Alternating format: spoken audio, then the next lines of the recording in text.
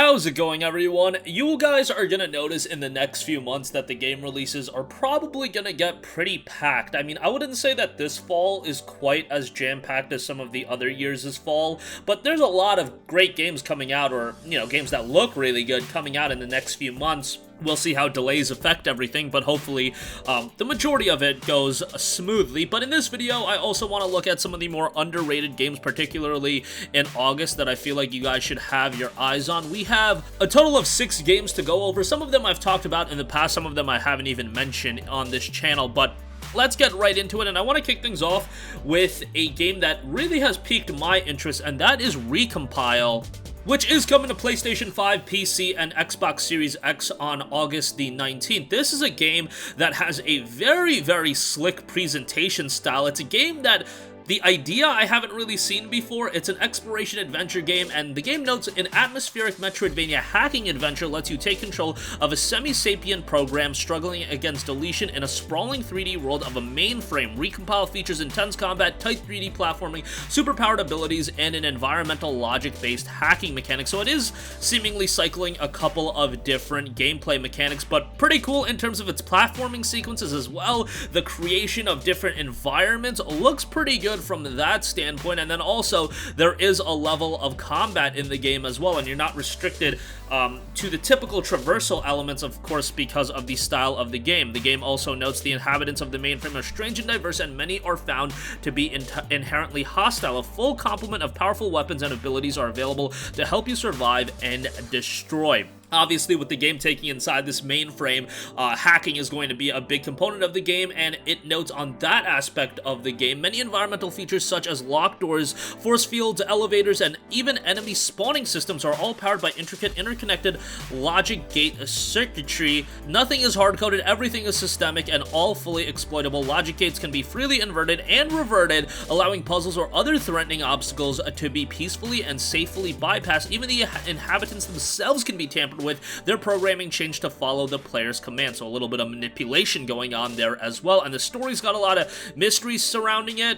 It'll be interesting to see how it's actually entirely executed. The game, the developers do note that they were inspired by games such as Axiom Verge, Hollow Knight, Ori and the Blind Forest, Zelda Breath of the Wild as well, so that's some top tier titles to be inspired by, but I can definitely see the inspiration when looking at some of the imagery and gameplay of the game. This one again is due out August 19th on all next-gen platforms and PC, definitely one to keep an eye on. Next up, this is kind of an upgraded release, but definitely keep your eyes on Tetris Effect Connected. I was super high on the original Tetris Effect release that came out a couple of years ago. I want to say back in 2017 or 2018, but now we're getting an upgraded version, and so Tetris Effect Connected adds an all-new robust multiplayer expansion to the huge variety of addictive and innovative single-player modes that Tetris Effect is known for, with all-new co-op and competitive online and local multiplayer modes. Now, at a fundamental level, Tetris Effect is that Tetris you know and love. It's not reinventing the wheel in some gargantuan way, but to me, what Tetris Effect really stood out with was its excellent presentation and the awesome music. I mean, the Tetris Effect music, the soundtrack, the main song in particular, is still a song that's stuck in my head, and I thought they did a fantastic job with that, and that's how you make Tetris overall as an experience. Even while it's super engaging, if you add that element to the game, that's going to make it an even more compelling experience, and I thought they really did a great job with Tetris Effect. Even if, Tetris has been around for a long time, it reinvents the wheel enough where it's not a complete overhaul on the experience, but it's just making it more of an engaging Tetris game. And that was something that I was super into. Tetris Effect Connected will be out on all major platforms August the 18th. Next up, another game that has my attention and has had it for the last few months is Foreclosed. Now, I often have talked about this game. It's a cyberpunk adventure game, and something in a cyberpunk world is definitely going to pique my interest because the presentation and the visual aesthetic that a cyberpunk game employs usually is something that's a bit off the wall, and Foreclosed definitely has that, where you've got more of a comic book look to it, so to speak, and definitely it's even got like the animations of a comic book with some of the gunplay in it as well, so that's pretty cool. If you are a comic book fan, I think that is definitely going to draw you into the game right away, and I think people are open to the idea of having more compelling cyberpunk titles after the one last year was a bit of a disappointment to some people. Hopefully that one can make a turnaround. The game notes slick cyberpunk action, interactive comic book style gameplay, immersive narrative, high-tech combat, and augmentation upgrades, which is something that is usually a cyberpunk specialty. Now, this one also notes some other games that are related to it, or I guess inspiration: Max Payne, Liberated, Deus Ex series being Human Revolution, Mankind Divided, Invisible War, and then also Cloudpunk, which was a release that was a little bit under the radar a little while ago. But Foreclosed will be out, again, all major platforms, August the 12th.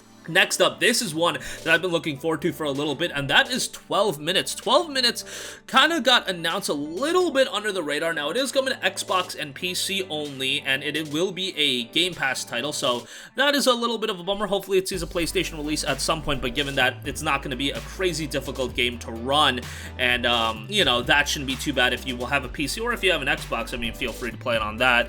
It's just a game that I think is going to be something a lot of people enjoy. Now, this is going to be a very narrative-driven game, which should be a romantic evening with your wife turns into a nightmare when a police detective breaks into your home, accuses your wife of murder, and beats you to death, only for you to find yourself immediately returned to the exact moment you opened the front door, stuck in a 12-minute time loop, doomed to relive the same terror again and again, unless you can find a way to use the knowledge of what's coming to change the outcome and break the loop. 12 Minutes blends the dreamlike tension of The Shining with the claustrophobia of Rear Window and the fragmented structure of Memento. Now, right away, when I saw this game, I should note that I am a big fan of Steins Gate, the anime as well as the visual novel series, so right away, I kind of make that connection, and I mean, if it's anywhere near as good as Steins Gate from a emotionally engaging experience, 12 Minutes is gonna be incredible, even if it's half as good as Steins Gate. Like, I love Steins Gate. It's one of my favorite anime ever, and I'm not a big anime guy these days, but Steins Gate is one that really stuck with me, and 12 Minutes has a lot of elements of that from the time loop system. I'm not going to get too into it because I know some people want to play Steins Gate, especially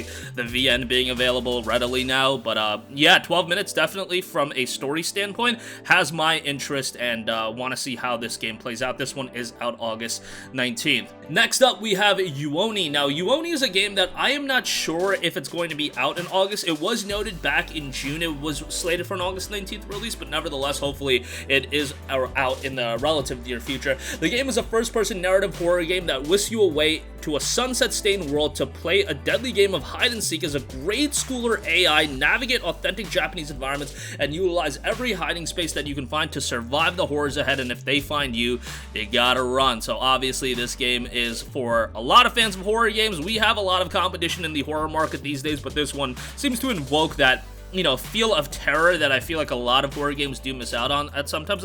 Sometimes you have to, you know, cater towards a more casual audience, but I feel like this is going to be right up the alley of a lot of hardcore horror fans. Again, hopefully we'll see it released August 19th. And lastly, I do want to give a shout out to Crown Trick, which is a game that's been out on PC for a little bit, and it got some traction on PC, but it wasn't this, like, gigantic game, and now it will be coming to PlayStation 4 and Xbox One on August the 31st. Now, this, again, came out on PC October of 2020, got a very positive reception from the 3,400 Steam reviews. 87% of those are positive. 83 on Metacritic. Has a very, very slick visual style as well. A little bit of old school look, but also very, very colorful. The game notes: enter a labyrinth that moves as you move, where mastering the elements is key to defeating enemies and uncovering the mysteries of this underground world. With a new experience awaiting every time you enter the dungeon, let the power bestowed by the crown guide you in this challenging adventure. So you do have more of a roguelike system in this game, and if you're a fan of roguelike RPGs, probably going to be something you enjoy. It was released at $19.99